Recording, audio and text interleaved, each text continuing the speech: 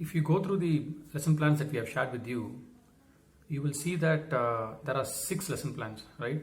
It's specifically designed for you to deliver one every alternate day. So in about 12 days, you should cover the 6 lesson plans.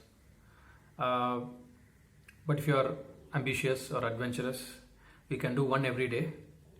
And then for the following 6 days, you can populate the lesson plan with your own set of games. Or you can borrow games from our games library, for which videos will be available to you.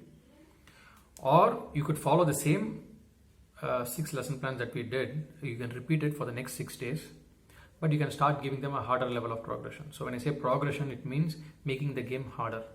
So there are 2 words which we constantly use in our class when I talk to coaches basically. One is a progression, another one is a variation. Progression means keeping everything constant but making the same activity harder. Variation is adding a newer element. To give you an example, let's say cleanup is an activity, right? So progression would be giving them different objects based on different requirements.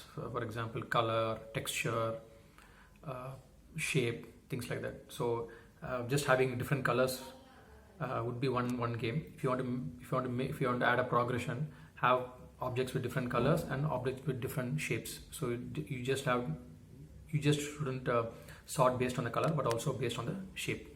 So that's a progression. Variation would be adding a different element.